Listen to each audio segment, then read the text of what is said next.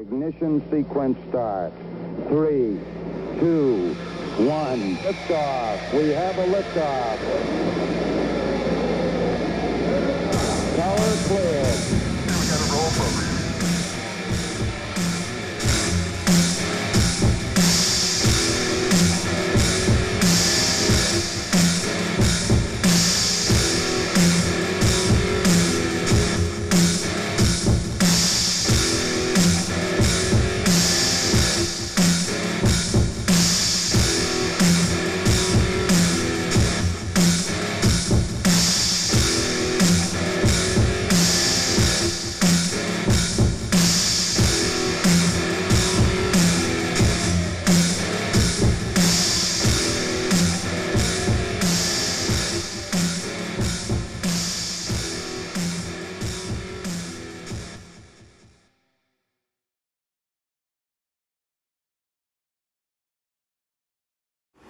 Quite interesting to look back and think about those pictures. Yeah, it is. It's a lot of good times, and you know, I look back on all my matches, and you know, this is definitely one of the more prouder moments that I've had in my career, because it was basically, you know, Danny and them saying, "Hey, listen, we believe in you. We're going to give you the ball and let you roll with it," and you know, I've always been very grateful for that. Speaking of memorable moments in your wrestling career, can you tell us a little bit about the time that you and CM Punk teamed up at the Baltimore Arena to wrestle the Road Warriors? Yes, that was, I believe it was, what, 2003? I think somewhere around that time. 2003, and I had been sending stuff to Tom Pritchard for a while, and then I talked to him once or twice, and they just didn't have anything for me. Danny ended up giving me a call, and he was like, "Listen, Tom Pritchard called, and WWE needs some guys. So a couple guys are going from the school, but I want to take you with me." So we end up going to the Baltimore Arena. We end up going through the workouts. It was like Dean Malenko, Shelton Benjamin, Bill DeMott. Those were the guys doing the workouts at the time. And we got there, and basically, you know, you do a little workout, and then I was there standing outside of the ring, and Sergeant Slaughter came up, and he told me I was going to be working Joey Matthews that night, because Joey was there. And which I was like, great, this is perfect, because me and Joey had already worked each other so much, and I know in the match, you know, Joey knew what my strengths were and what my weaknesses were, and so we could, you know, get something together and have a really nice match. But anyway, so we had talked about the match a little bit, and then just at the last minute, Sarge came up, and he was like, "Scratch that. You're not working Matthews. It's actually Joey's going to be working Crowbar, and you and this kid named Punk are going to be working the Road Warriors." And yeah, and I was like, this kid named Punk. Yeah, this kid named Punk.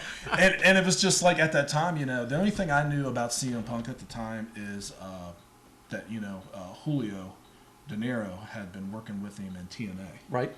And they've been working with Raven there in TNA and doing their thing. And I'd never met him before until going there a couple times. And, you know, we just chit-chatted a little bit, and we're standing down there by the ring, and all of a sudden Animal and Hawk came down, and they basically grabbed us and took us back in the locker room, and we ended up, you know, sitting there and shooting shit a little bit, and then going out and having our match, which turned out pretty good.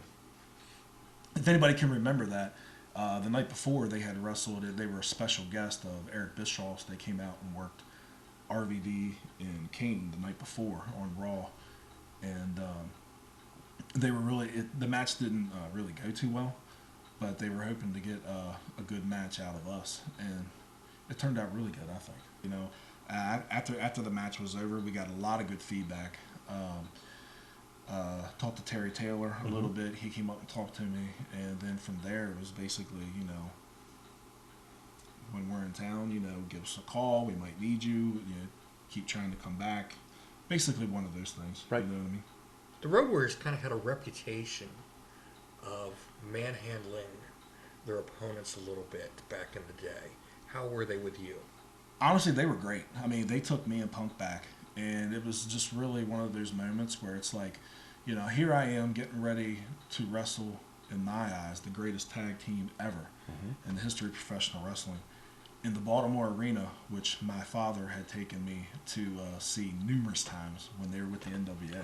So it's all surreal, and you know, these guys come down and get us. They take us in the back, and they were like, "Come on over here. You're going to sit with us." And you know, it was such a surreal moment because we're sitting here like this, and it's like me, CM Punk, and it's Hawk, Animal, Rowdy Piper, Chavo Guerrero, and then Eddie Guerrero, and we're all just sitting here like just, you know, they're all talking, and me and Punk are talking a little bit, and me and Animal and Hawk are talking about lifting weights and stuff like that, and it's just kind of like surreal. But one funny moment, we're sitting there, we're getting ready to go out the curtain, and me and Punk, of course, are going out first, and we're standing there at the gorilla position, and I look over, and it's like Vince, Stephanie, and Vince McMahon, Stephanie McMahon, and Terry Taylor, and I'm kind of like just loosening up, you know, and I'm nervous too because this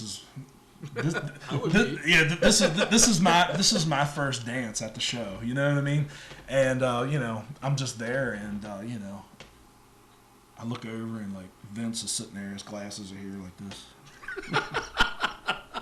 You nervous, kid? And I'm like, yeah, it's like maybe a little bit. He's like, just don't screw up. Of course, he said F. So, and then so Hawk just rears back and he smacks me as hard as he can on my ass before I walked out. And he's like, we'll be all right. So that kind of calmed me down. Absolutely. But I mean, they were awesome. They're awesome to work. You get in that ring, and you know, you're standing there in front of, you know, 18,000 people, 20,000 people or whatever, and you're looking around, and then you hear that,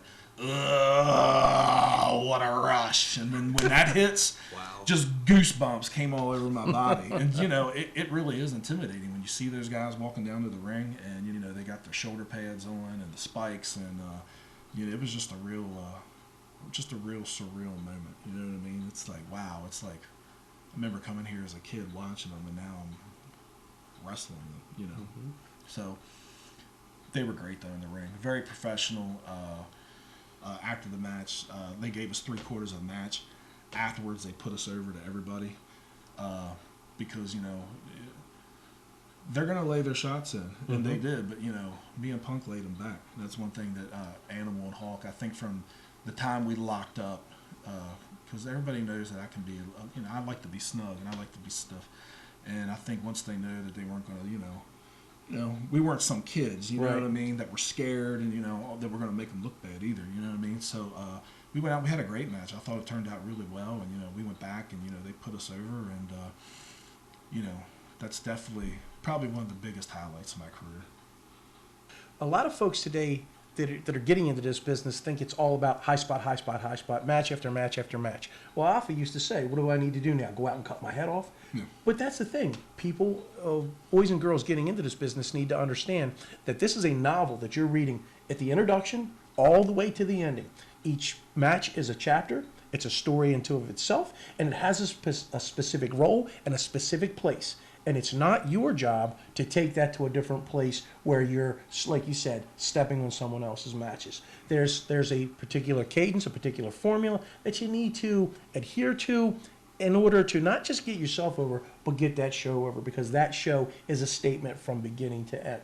And that also harkens to that professionalism that we've talked about. And being around so many different people, learning from so many different people, you pick that up, a lot of it, by osmosis, by what you actually experience and what's happening around you.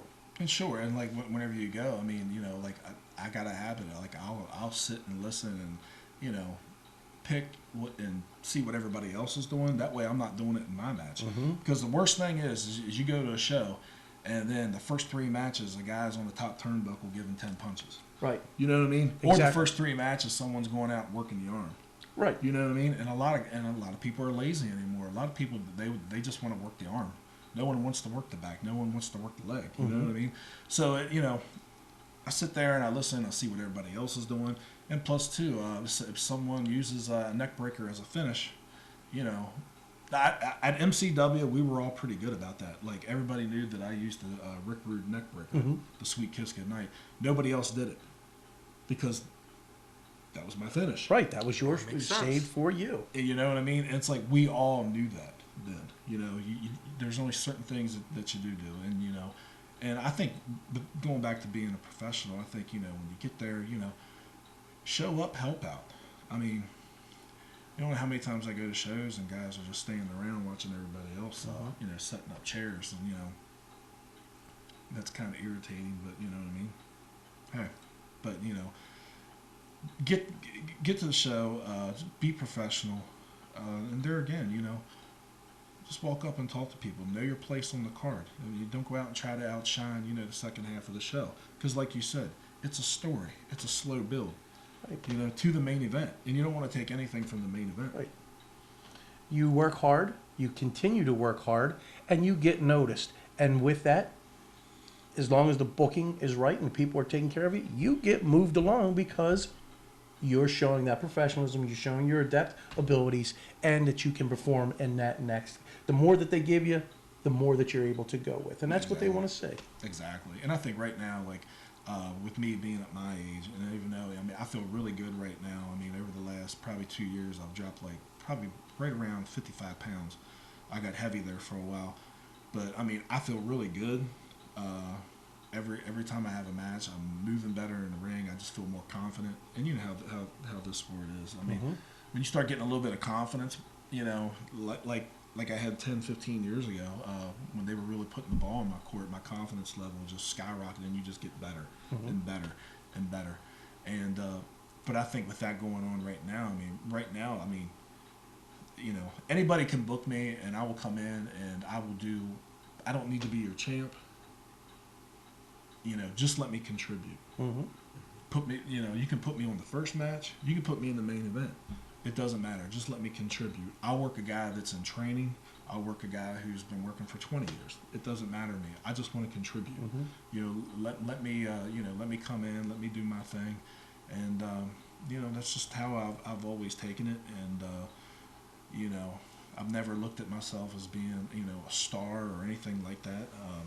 I, you know, go out and, you know, I've always considered myself a professional, and you know, and I think my reputation, you know, is definitely. I just think it speaks for itself. I'm not bragging or anything like that, but you know, there hadn't been one promoter that I haven't worked for that, you know, that I still to this day have a good, you know, a good rapport with. Doug, we've talked a lot about your history in wrestling. Let's talk a little bit about what you're doing now. Okay.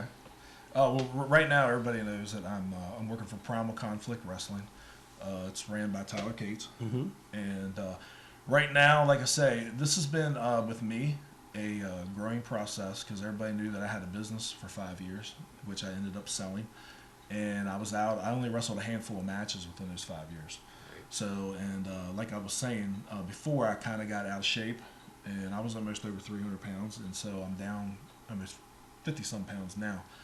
But I decided to come back and wanted to work more, and Tyler gave me that opportunity. Over the last 2 years, I've really spent a lot of time with Primal Conflict Wrestling, and right now things are going really well. I have a lot of momentum. It's taken me a while. I'm getting a lot of confidence back. I feel good. I'm starting to look good, and you know, I'm very, very excited for this company because of it's growing, and we just had an event last night in Leesburg. Turnout was great, and you know, they're expanding. So once again, it comes back to the promoter doing what needs to be done to promote, take care of his talent, and grow the business. And we have a great cast of talent in our ring, and I mean, we have Drolix, we have Napalm, we have so many. Jason Kincaid, we have Bobby Shields. I mean, the list. Dirty Money. Dirty Money, who fantastic. is a fantastic wrestler. We have a great locker room, second to none, and to be able to be working with all these guys is, I mean, it really makes me feel good, especially right now in my career with wrestling and being back in the fold. It's really done a lot for me. And I will say thanks to Tyler and, just the promotion. Sean Quinn, who does a great job promoting the product. And Primal Conflict Wrestling, I mean, I'm telling you, it's, we're expanding. It's we're definitely moving forward. And there's a lot of exciting things going on there. And I'm very proud to be a part of it. Absolutely. It's an interesting promotion. It really is. It's kind of grown into one of my personal favorites, actually. Yeah. There's a lot of talent in that locker room, and not just from the Maryland area, but from the whole Mid-Atlantic area. He's drawn such good talent. It's so well run and so well organized. I just can't get over the fact that it doesn't even seem like an independent promotion.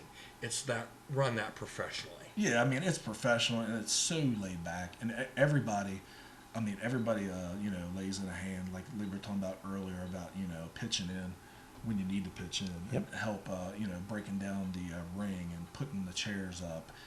And, everybody, everybody just works so well together. And there again, it gets back to professionalism. Absolutely. I mean, it's definitely, I'm just throwing this out there. It's definitely, it reminds me a lot of working for MCW. The early days, absolutely.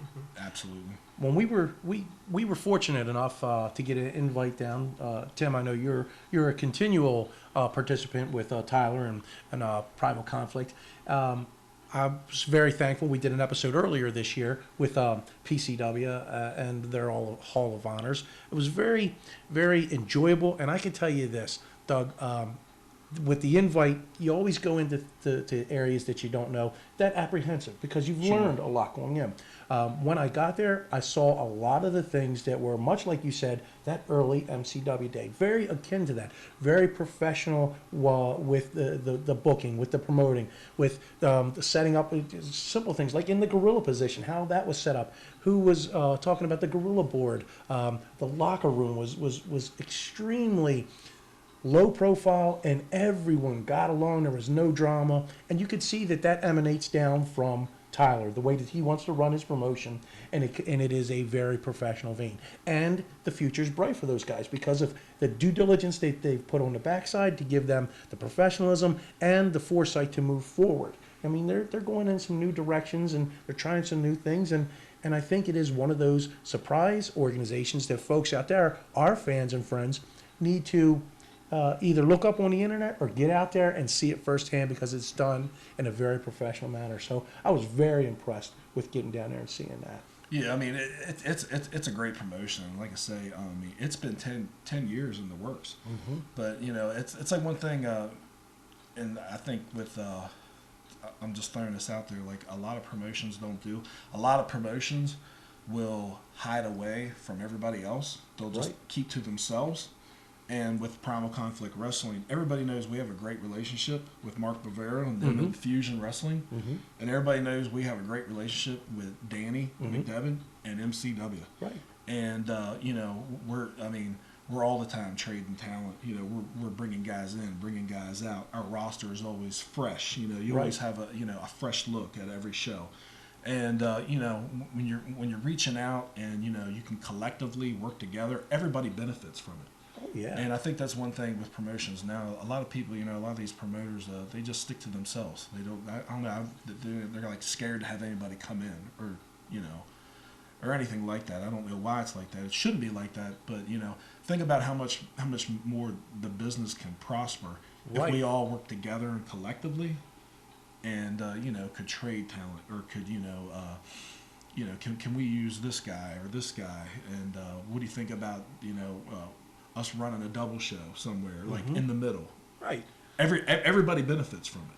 Well, and I can tell you, that model, if you think about that early 80s NWA Mid-Atlantic area, when you have Bob Geigel and Jim Crockett and some of the other folks that were in there, where they were continuously trading talent to keep it fresh. They weren't afraid to have that partnership and let something succeed because we all get better from it and we all get well from it, and that's good. That was something to me that's very impressive as well.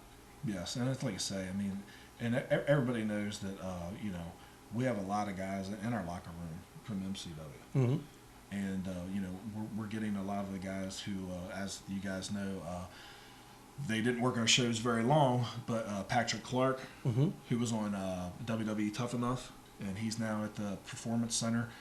He trained with Danny and MCW. He worked a couple shows with us, and then bang, now he's, he got some exposure, and now he's doing well. Leo Rush is another one that's doing well, and they got a bunch of other guys down there at the training school that are doing really well, and that are, we're looking forward to getting them into Primal Conflict Wrestling and having them,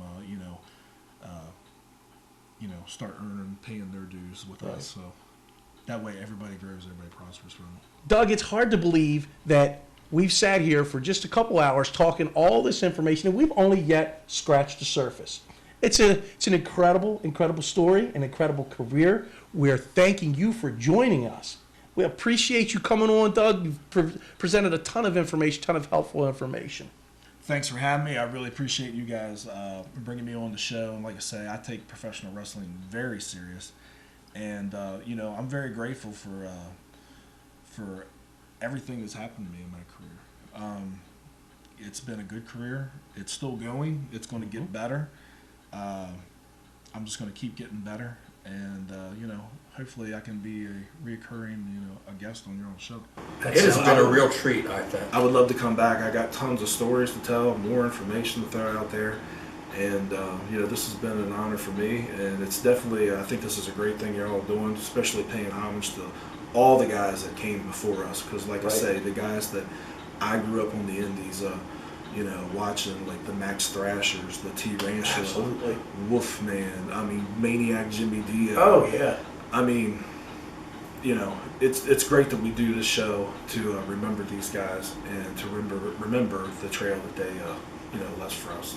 Absolutely. And that's the truth. That's the premise behind this show. So for my co-host, Tim Walker, I'm Ricky Blues, and I'm thanking our very special guest, Doug Delicious, and I'm reminding you, Doug's career, he's still going. So still going strong. It's better and better. Exactly. So take a little bit of time, catch him on the indie circuit, check out some of the old stuff. Don't forget to check out Primal Conflict Wrestling, and check back with us next week as we take you on another stroll down Concussion Lane.